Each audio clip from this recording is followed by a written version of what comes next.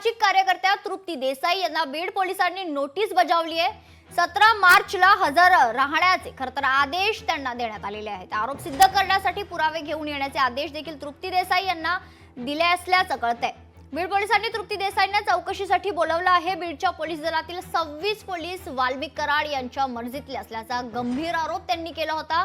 मात्र याचे पुरावे तृप्ती देसाई यांनी दिले नव्हते, त्यामुळे 17 तारखेला बीड पोलीस अधीक्षक कार्यालयात हजर राहण्याचे आदेश त्यांना देण्यात आलेले आहेत। तर आरोप केले त्याचे पुरावे घेऊन खरं तर हजर राहण्यासाठी तृप्ती देसाई यांना बीड पोलिसांनी नोटीस बजावली आहे।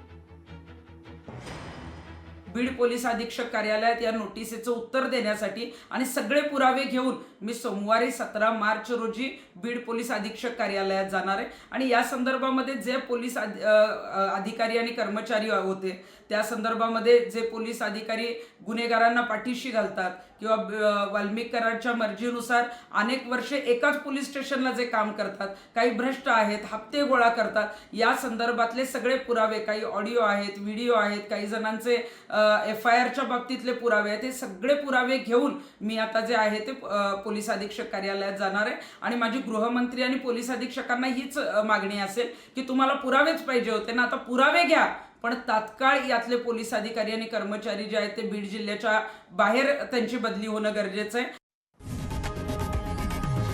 लोकशाही मराठी ऐका, पहा, जागरूक रहा।